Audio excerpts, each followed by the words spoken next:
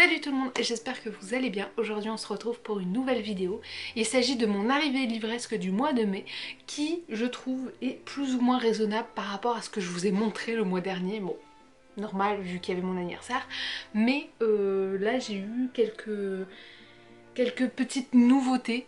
Donc on va commencer tout de suite. J'ai reçu le dernier Ested Faye, je ne sais jamais comment on dit, donc qui va être publié chez Rajo, la dernière Amazon qui va paraître le 13 septembre. Donc encore une fois j'ai une version pas du tout finale, hein, vous vous doutez bien, il n'y aurait pas un macaron comme ça et une couverture blanche. J'ai vu la couverture, elle est géniale. J'ai pas besoin de dire que ce livre ne va pas rester très longtemps puisque j'avais lu L'Arpenteuse de rêve, j'avais eu d'autres choses de cette autrice là que j'avais beaucoup aimé, donc autant vous dire que c'est une valeur sûre. J'ai reçu le premier tome de Onyeka et l'Académie du Soleil de Tola Okogyu. Dans les éditions Hachette, donc ça c'est un service de presse que j'ai reçu par les éditions Hachette. En fait le tome 2 va paraître, donc ce tome 1 est paru il y a quelques mois déjà et j'avais pas réussi à l'avoir lors de sa sortie, et puis là comme le tome 2 va paraître, j'ai demandé le SP du tome 1 pour pouvoir le lire et le conseiller. Bref, vous allez entendre Boubou qui décide de parler à ce moment-ci. Mais bon, voilà, donc je pense que ça va être une des séries que je vais bien aimer, donc j'avais très hâte de la voir. Par les éditions Albin Michel, j'ai reçu Immortality Love Story de Dana Schmartz. C'est le deuxième tome d'une romance gothique.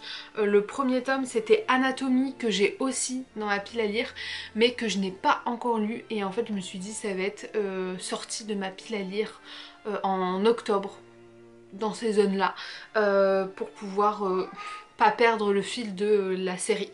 Mais voilà, j'ai reçu celui-ci. Par les éditions Casterman, j'ai reçu League of Liars, accent anglais vraiment incroyable, de Astrid. Alors là je vais pas prononcer le nom parce que ça va pas. J'ai l'impression que chaque livre est un test pour moi. Astrid Schfoltz, qui a fait For Dead Queen et qui a fait celui-ci. On commence déjà à avoir de la communication autour de ce titre là sur les réseaux sociaux, donc vous pouvez retrouver ça sur les réseaux sociaux des éditions Casterman, mais il me tarde de le lire. Je ne connais absolument pas le résumé et je ne veux pas le connaître parce que je veux vraiment me plonger en toute innocence dans ce livre. J'ai reçu aussi des éditions Casterman le format poche de Par le feu de Will Hill. Alors ça avait été une des recommandations de mes anciennes collègues, donc dans mon ancienne librairie. Marie, la libraire, avait lu ce livre aussi, elle avait vraiment beaucoup aimé, elle l'avait conseillé plusieurs fois à côté de moi. Il m'avait donné envie, donc quand j'ai vu qu'il y avait la sortie poche, je me suis dit il me le faut. Donc toujours au niveau des réceptions, en même temps que la dernière Amazon de Estelle Faye, j'ai reçu 4 autres services de presse, donc par Rajo, Bayard et Didier. Donc Rajo, j'ai reçu Hazel, Morte Lune et la malédiction des trois de Aurore Gomez, une couverture qui ma foi est très jolie. Je ne sais pas quand est-ce que ça va paraître parce que là j'ai vraiment l'édition finale. Sachez que ce livre-ci coûte 12 €. Je suis encore étonnée du prix. Je trouve que c'est vachement raisonnable vis-à-vis du travail déjà extérieur. Clairement on est sur une lecture d'octobre. Toujours chez Rajo, j'ai reçu le nouveau Shea Earthwash. C'est pas possible, c'est le nom de famille. Je crois que c'est le pire arrivé livresque que vous ayez connu, avec des noms de famille autant écorchés que ça. Donc je ne prononcerai pas le titre parce qu'il est en anglais et que moi et l'anglais ça fait 3500 Voilà. Vous reconnaissez peut-être un petit peu le style de la couverture, c'est l'autrice qui a écrit The Wicked Deep, qui est juste ici, je le vois dans ma pile à lire. À chaque fois je le mets dans ma pile à lire, il faudra vraiment que je le sorte. Et donc il y a celui-ci qui va paraître, encore une fois je ne sais pas, je pense que c'est vers août-septembre, parce que c'était les programmes de août-septembre.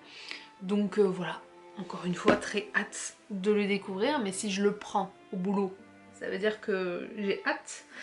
Là on est sur quelque chose de complètement différent, donc de chez Bayard, Stalker de Sarah Epstein. Il va paraître le 23 août, on est sur un thriller il me semble. C'est l'autrice qui avait fait Deepwater. Je ne sais pas si ça vous rappelle quelque chose cette couverture, mais voilà, on est je pense dans le même esprit que Deepwater, un thriller hyper haletant. Notre représentante l'avait lu et nous avait dit qu'il était vraiment très bien, donc je l'ai pris. Et enfin pour cette représentante là, mais j'ai encore une deuxième pile de l'autre côté, j'ai pris Le Sortilège des Caliépas de Karine Guiton dans les éditions Didier Jeunesse. Donc là on est vraiment sur un petit format, c'est pour les à partir de 8 ans, voilà, il n'y a pas beaucoup de texte, c'est écrit très gros tout ça, qui va sortir encore une fois en août ou en septembre, quelque chose comme ça. Et là je crois qu'on est sur une histoire où on est dans un deuxième monde, au bout du jardin, il y a des choses bizarres qui se passent, tout ça, il y aura un petit passage à la le monde de Narnia. Donc voilà. Désolée si je vous fais pas le résumé de chaque livre, mais clairement des fois je m'en souviens pas, des fois j'ai pas lu la 4e de couverture et je veux pas la lire, donc c'est pour ça que je suis très évasive. On continue avec un album, et c'est le seul album de ce mois-ci, c'est Le Pique-Nique des Mouches de Vincent Guigues et Yannick Robert de chez Bayard Jeunesse, que j'ai reçu parce que j'avais répondu à un de leurs sondages sur l'album jeunesse justement, donc en petit cadeau on avait reçu ça. Ensuite j'ai eu Poney d'enfer de Anne Schmoch et je suis trop contente, illustrée par Bastien Quignon dans les éditions Sarbacane. Anne Schmoch, je l'aime beaucoup, j'ai déjà lu pas mal de choses d'elle. J'avais lu de chez Sarbacane tous les titres qu'elle avait fait en fonction de la mythologie grecque. Donc là il y avait Mémédusa, Minos contre Minos et Perséphone au téléphone, trois que j'avais vraiment beaucoup aimé. Encore une fois on est sur une tranche d'âge un peu plus jeune que ce que je vous ai montré auparavant, avec beaucoup d'humour, des illustrations et tutti quanti. Des éditions Sarbacane toujours, j'ai reçu Astrea de Alexis Brocas. Là ça me donne trop envie, mais on arrive dans la période été où j'ai envie de choses beaucoup plus légères, donc il va rester un petit peu dans ma pile à lire. Je pense que vous avez compris, c'est de la science-fiction, il me semble que c'est un space opéra, mais je suis vraiment pas trop sûre de moi. Complot, espionnage, trahison, combien d'embûches peut-on traverser à vitesse supraluminique avant que des débris nous reviennent dans la figure. Donc c'est un space opéra. De chez PKJ j'ai été bien gâtée, mais j'ai pas tout pris là, j'ai décidé d'en prendre une partie, de voir si j'arrivais à les lire avant de prendre la deuxième partie.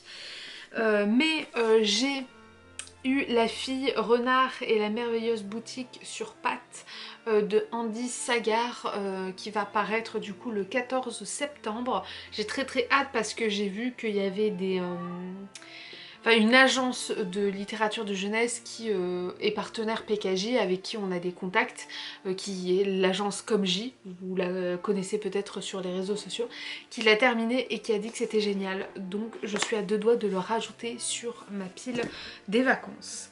J'ai reçu, et ça je suis trop contente, Sous des flocons d'argent de Laura Wood, toujours dans les éditions PKJ. Vous avez dû le voir dans mon vlog si vous l'avez regardé, mais il y avait un livre de Laura Wood dans la sélection du prix des lecteurs et lectrices PKJ qui était Sous une pluie d'étoiles, que j'avais adoré. Du coup j'ai demandé en fait à la relation libraire si elle n'avait pas des SP d'autres titres de Laura Wood, et elle m'a envoyé celui-ci qui est son deuxième, et il y en a encore un qui est Sous un ciel d'or. Donc autant vous dire que j'ai hâte. Enfin, lui je l'ai déjà lu, mais j'ai emprunté l'autre à la bibliothèque, donc voilà. Celui-ci, il est paru depuis un petit moment, depuis le 6 avril, mais ma collègue l'a lu et l'a rendu à la librairie, du coup je l'ai réemprunté. Donc c'est À point fermé de Amélie Antoine. Vous n'aurez plus qu'une question, sera-t-il là cette nuit? Ma collègue m'a dit que c'était une bonne lecture, qu'elle avait bien aimé, que c'était un peu un roman angoissant, tout ça, tout ça. Donc je l'ai pris notamment pour mes lectures d'Halloween que je commence déjà à préparer, certes. Bon, il nous en reste plus que 3 et il me reste 4 minutes sur ma carte, je peux le faire. J'ai reçu par mon ami Morgane Le Porte-Lumière, donc c'est la nouvelle saga de Hayden Thomas que j'adore plus que tout.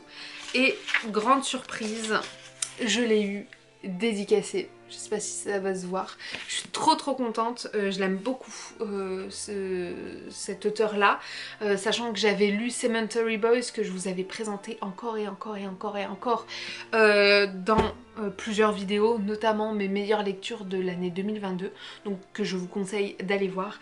Et là c'est sa nouvelle série, donc j'ai très hâte de découvrir ça. J'ai reçu des éditions Gallimard Jeunesse, Les Renards de Bois Pourri de Nadia Chérine. Donc là on est vraiment sur une tranche d'âge beaucoup plus jeune que Le Porte-Lumière. On switch, mais là on est sur quelque chose de très illustré, avec beaucoup d'humour je suppose, enfin en tout cas de ce que je me souviens. Ça va se lire très rapidement. Et on termine avec, j'étais super rapide pour ce... pour cette arrivée livresque, on termine avec une beauté, Belladonna de Adeline Grace. Adeline Grace que vous connaissez déjà chez De Saxus pour...